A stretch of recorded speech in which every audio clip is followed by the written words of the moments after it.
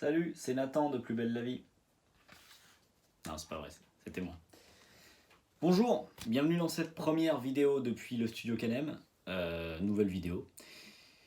Première vidéo. Alors, pourquoi je fais cette vidéo? Parce que tout à l'heure, je suis allé à la poste et c'est pas intéressant, mais j'ai trouvé dans la rue 2 tabourets, style tabouret de bar, en mauvais état. Donc je me suis dit, ce serait bien d'essayer de les restaurer. Donc je vais partir, on est samedi, je vais partir en quête d'un magasin de tissus pour essayer de voir si je peux trouver un morceau de cuir ou de vermisseau. Non, ça c'est pas moi. Un morceau de cuir ou un morceau de sky ou un morceau de tissu ou un tapis, j'en sais rien, pour pouvoir le refaire. Regardez. Voilà les tabourets en question. Alors ils sont tout poussiéreux, ils sont bien défoncés. Mais je me dis qu'avec un petit peu d'imagination, on peut les refaire. On verra. En tout cas, je veux faire ça pour un budget total de peu. Voilà. Donc, on va voir. On se retrouve dans la rue. Ouais, je bosse les transitions, c'est pour ça. Direction donc le magasin de tissus, sans savoir s'ils auront ce que je veux. On verra bien sur place s'ils ont des bons conseils à donner. Je suis devant ce qui devrait être le magasin. Et ça n'existe pas. Petite tuile.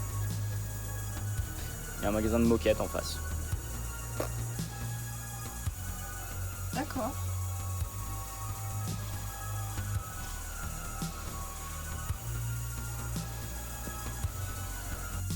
Échec cuisant pour l'instant, mais j'ai pas dit mon dernier mot. Donc retour à la maison et mangeage de risotto.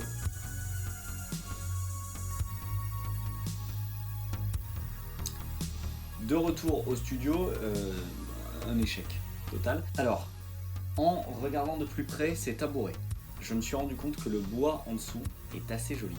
Donc la solution est peut-être d'enlever tout ce qui est mousse et cuir et de laisser le bois un petit peu cintré. Je crois que c'est du contreplaqué cintré, c'est très joli. Un petit peu effet skateboard. Hein. Et donc de laisser ça tel quel. Ce sera moins confortable, c'est sûr, mais dans l'absolu. Sinon, je me suis dit, ce qu'on peut essayer de faire, parce que j'avais ça à la maison, c'est grâce à de la néoprène de réparer ce qu'on peut réparer. Mais je suis pas sûr. Vraiment pas sûr. Je me tente. Je vais vous montrer à quoi ressemble le bois qui est en dessous et comme ça vous faites une idée. Sinon on peut refaire un de chaque. Le plus abîmé, on le met en bois. Je sais pas, c'est encore flou dans ma tête, on va voir ça. Oui, ça peut être assez joli comme ça d'utiliser ça tel quel. Bon, ce qu'on va faire en tout cas pour commencer, c'est qu'on va démonter les assises et puis on va aviser.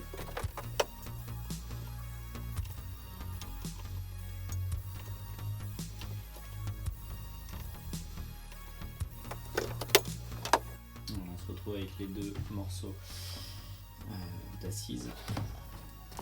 Bon état pareil en dessous, mais moyen, voire très moyen dessus. Celui-là a l'air mieux, c'est-à-dire qu'il pourrait peut-être s'en sortir si on le répare avec juste une cicatrice là.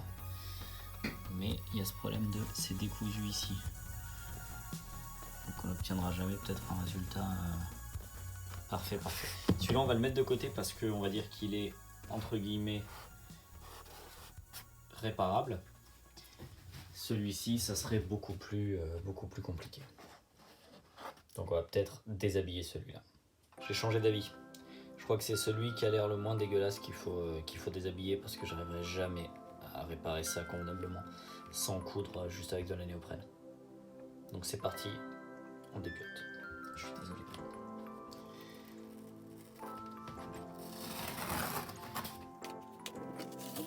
Oh, ça se déchire vraiment très facilement. On a une marque de la triade.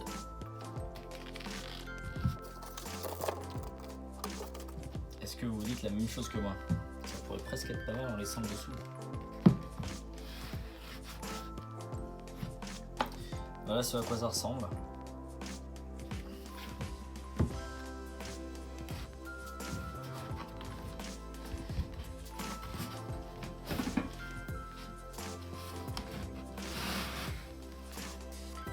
C'est pas confortable du tout.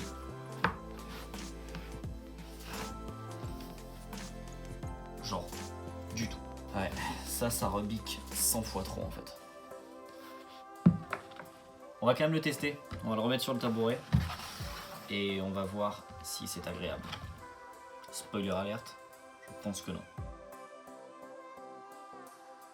Alors à la question suis-je un idiot, la réponse est peut-être, puisqu'effectivement quand j'ai testé le tabouret sur l'établi, je me suis assis dessus à l'envers.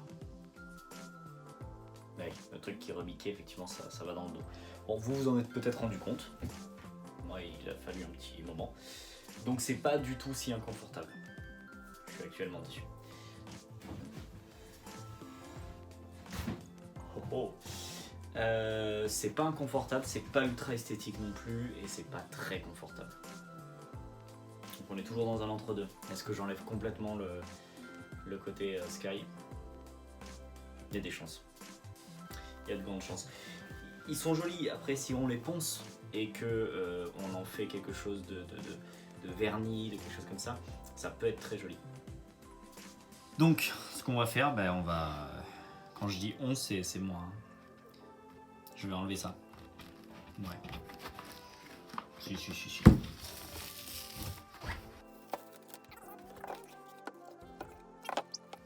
Bon, c'est plutôt joli. On va pas se mentir. C'est plutôt joli. Il faut juste bien nettoyer. Voilà, parce que là, il y a plein de résidus de colle. Je sais pas si je vais vraiment réussir à les enlever, mais on va penser. C'est donc du contreplaqué cintré.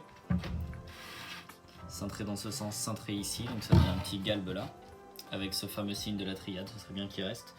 Et puis ouais, ça donne un côté skateboard. Et tout à l'heure, en évoquant le côté skateboard, je me disais que ça pourrait être pas mal carrément de mettre du grip dessus. Comme du papier de verre, et du grip de skateboard. Bon, ça on verra, ce sera peut-être dans une prochaine vidéo. Mais en tout cas, c'est sympa. Bon, si je tente de le réparer, c'est surtout pour essayer d'apprendre quelque chose. Et je pense vraiment qu'il va finir dépioté lui aussi.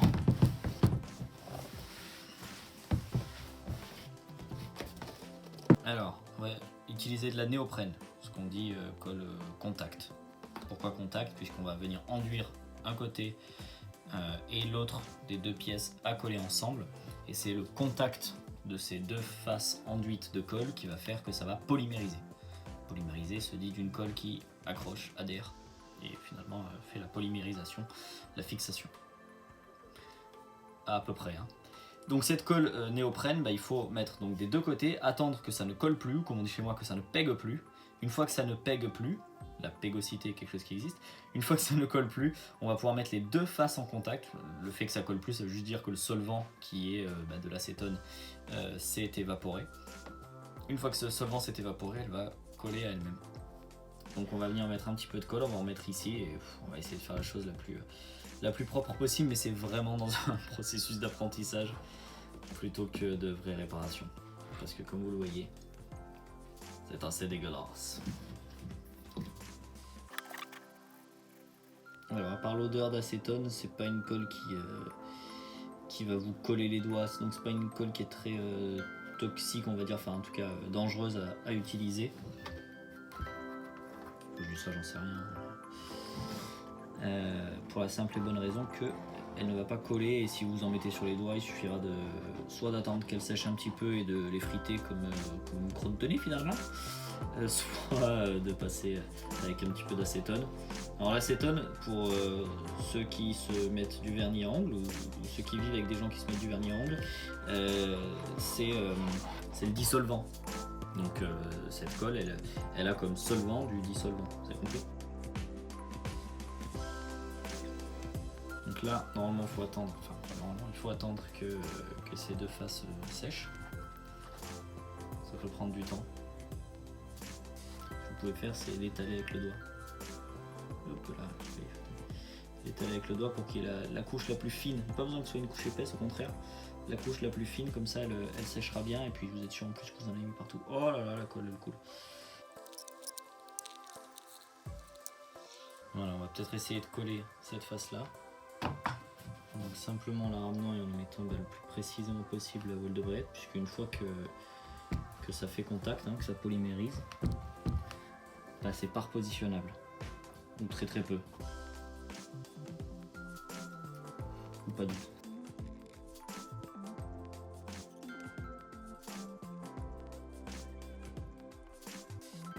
Ben voilà, c'est comme neuf.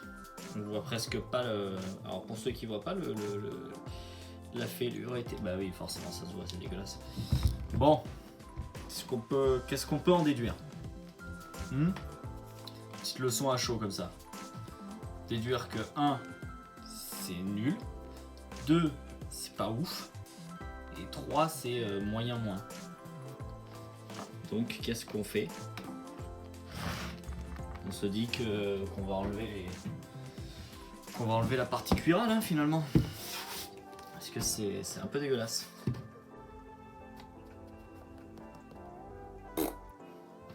Alors on va s'attaquer à la partie ponçage. Donc ici on va venir... Waouh, je croyais que je l'avais fixé. On va venir le fixer déjà. On va venir le poncer. Alors honnêtement j'ai que du 120 donc on va faire au 120. Avant de poncer, c'est important quand vous utilisez votre papier de verre de lui faire ce qu'on appelle lui casser les reins. Voilà, c'est barbare. Mais en fait c'est simplement lui faire ça parce que vous allez l'utiliser dans plein de directions possibles. Et ça évitera qu'il se fendille. Donc voilà, vous faites ça quelques fois.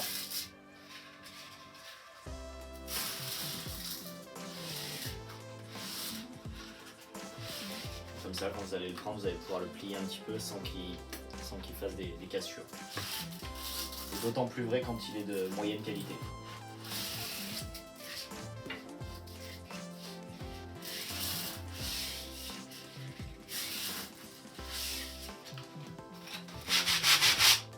Ça va bien enlever les résidus de mousse, c'est nickel. Je le fixe et je continue.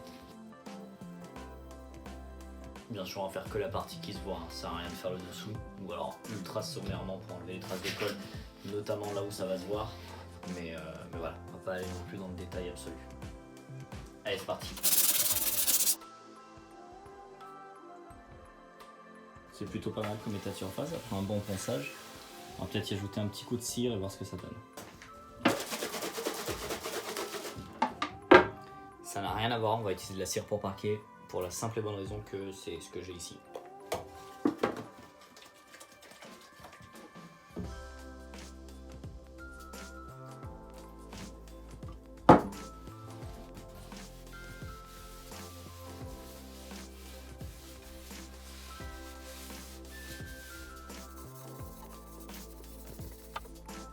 Alors, comme c'est souvent le cas quand c'est pas du bois massif, le bois reconstitué, etc. Bois beaucoup plus. C'est-à-dire que ça va absorber énormément de quantité de cire ou de produits que vous allez mettre. Puisqu'il y a plusieurs couches qui se succèdent et ça a tendance à boire beaucoup plus. Je sais pas comment ça rend à la caméra, mais en vrai, c'est plutôt joli.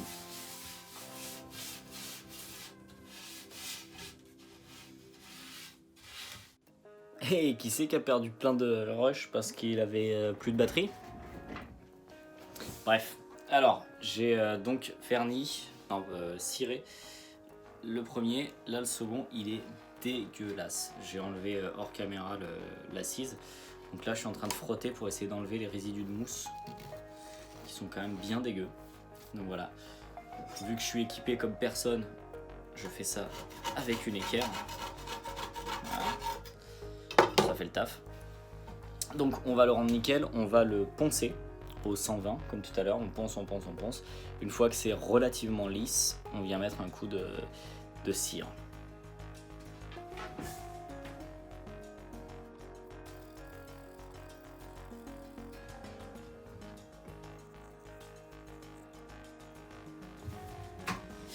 Bon, ben c'est parti pour le ponçage. Alors, seule petite inquiétude ici, c'est que là, ce qui est noir, j'ai l'impression que c'est de l'humidité qui est rentrée sous contreplaqué. Contreplaqué, c'est plusieurs couches de bois dans un sens, dans l'autre, très très fines. On les voit, les couches de bois là. 1, 2, 3 et 4. Plusieurs couches de bois donc, et j'ai l'impression qu'il y a une couche qui se décolle. Voilà, je sais pas si vous le voyez, mais ça c'est pas top. Ça veut dire que quand je vais poncer, je risque de passer en dessous. Donc on va bien voir, et puis si c'est le cas, ben, on remettra un petit peu de colle et on essaiera de recoller. Faut juste pas que les morceaux s'enlèvent, quoi. Sinon ça va être chiant. Allez, c'est parti pour le ponçage.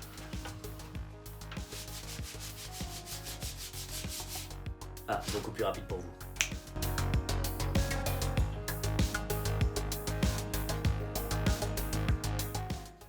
l'état de surface avant de poser la cire. Il faut encore dépoussiérer. Voilà, c'est pas ultra lisse, mais de toute façon on va garder cet aspect assez brut. On a éliminé quand même pas mal de traces de colle. Toutes les traces de mousse. Et donc là maintenant on va pouvoir venir cirer. Nettoyer d'abord et ensuite cirer. On en met un bon peu. Un bon peu, c'est la dose qu'il y a entre trop et pas assez. Donc il y a un petit peu plus du côté de trop que de pas assez. Alors, on voit se transformer sous nos yeux. C'est quand même très joli. C'est subjectif, mais je trouve ça très joli.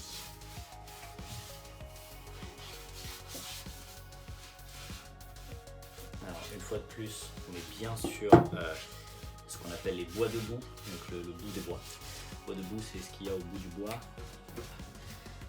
Là on a la partie fil et au bout c'est le bois de boue. Le bois de boue, il faut imaginer que le bois est fait comme des pailles parallèles. Donc dans ces pailles, on va dire qu'il y a la sève qui circule. Là c'est d'autant plus vrai que c'est du contreplaqué de résineux, tout ce qui est pin, sapin, etc. Et donc ces pailles elles vont dans un sens. Et vu qu'elles sont, comme on a dit, comme des pailles, au bout elles ont tendance à être, on va dire, creuses. Et donc ce côté creux va forcément boire plus, puisqu'on va pouvoir remplir les pores du bois avec le produit, que ce soit de la cire, du vernis, etc. Donc c'est pour ça qu'en bois de boue, ou même de la peinture, pour ça qu'en bois de boue, au bout du bois, eh bien il faut mettre plus de produits. Vous l'avez peut-être remarqué quand vous peignez ou des choses comme ça, eh bien au bout on en met plus, alors que dans le sens du fil finalement, pas tant. Donc là comme tout à l'heure on va venir mettre plusieurs couches successives, en attendant un tout petit peu entre les couches, histoire que le bois ait bu finalement ce qu'il devait boire, absorber en tout cas. On va de préférence dans le sens du fil pour pouvoir bien faire pénétrer le produit. Et on n'oublie pas de faire un petit peu le dessous parce qu'il y a du dessous quand même qui est visible, le derrière notamment, donc ça faut le faire. Et puis de toute façon dans l'absolu ça protège bien.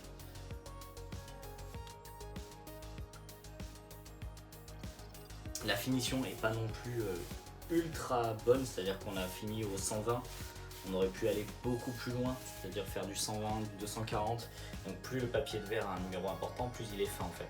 C'est la concentration, je crois, par centimètre carré de petits grains qui dépassent. Donc si on en a 80 au centimètre carré, c'est-à-dire qu'on en a moins que si on en avait 400. Un peu comme les pixels pour les plus geeks d'entre nous. C'est le PPI du papier quoi, le pixel per inch. Du coup, j'aurais pu faire 120 et puis 240, puis du 400, puis du 400 usé, puis du 800. Donc je me serais arrêté certainement au 400 ou 400 usé. Et là, j'aurais eu un état de surface qui aurait été beaucoup plus type miroir. Là, ça va rester brut, même quand ce sera ciré et qu'on l'aura un petit peu poli. On viendra d'ailleurs le polir avec un tissu, comme je l'ai fait pour l'autre. Et l'autre va prendre une deuxième couche de cire dans quelques instants. On finit la première sur celle-là. On essaye de remplir le plus possible. Alors, ce que je craignais n'est pas arrivé pour l'instant, c'est-à-dire que l'endroit où le contreplaqué avait tendance à se décoller n'a pas forcément évolué. Le fait de l'avoir poncé, au contraire, l'arranger un petit peu, c'est toujours mobile. On verra bien l'usage. De toute façon, ça va pas être ultra dérangeant non plus, mais voilà, on verra bien l'usage. En tout cas, c'est un projet assez sympa puisque c'était absolument pas prévu. En se baladant dans la rue, on peut trouver un petit peu tout et n'importe quoi, et c'est bien de pas laisser forcément partir ces choses-là à la poubelle et de leur donner une seconde vie. Et l'état dans lequel ils étaient quand je les ai trouvés, de toute façon, ils allaient pas satisfaire un propriétaire en l'état. Hop, ça c'est le premier. C'est le second, pardon, on récupère le premier. Voilà, qui ressemble à ça. Donc maintenant il est sec au toucher, on pourrait s'asseoir dessus. Il sent très bon. Et on va pouvoir remettre encore une couche et puis reponcer, pardon.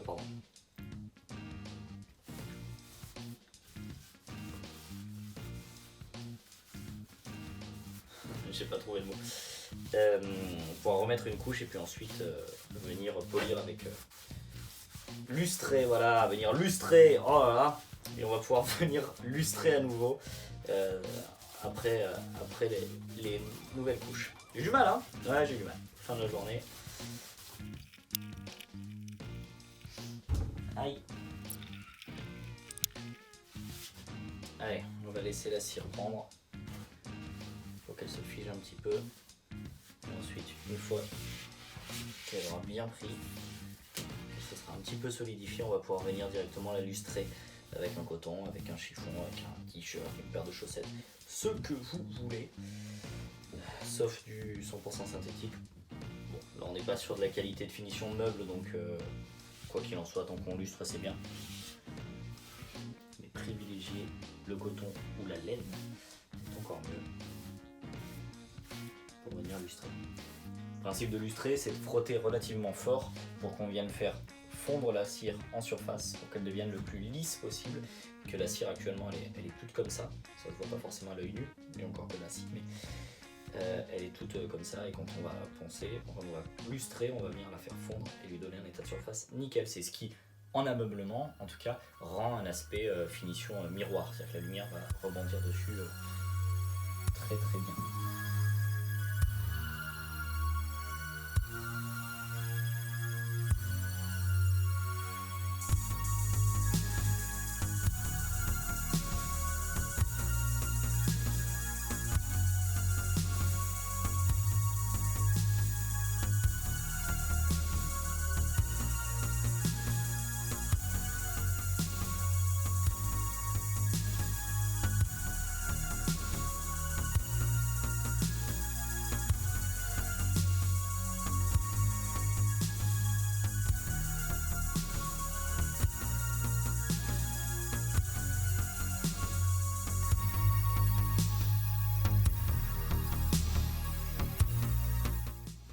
C'est la fin de cette vidéo, merci de l'avoir regardé. Si vous l'avez regardé, parce que si vous l'avez pas regardé, je comprends pas ce que vous faites à la fin de la vidéo, c'est pas grave. Merci beaucoup de m'avoir suivi jusqu'ici. Si ce genre de vidéo vous plaît, n'hésitez pas à me le dire en commentaire. Ouais, tous les gens qui posent des vidéos sur YouTube disent ça, donc quand je fais ça, c'est chelou comme geste, hein. Mais ça veut dire, n'hésitez pas à mettre en commentaire ou à mettre un petit pouce en l'air. Tout le monde dit un pouce bleu, mais il n'est pas bleu. Par contre, chez moi, il n'est pas bleu ce pouce. Et puis abonnez-vous à la chaîne si ce n'est pas déjà fait. Allez, très très bonne journée et à bientôt.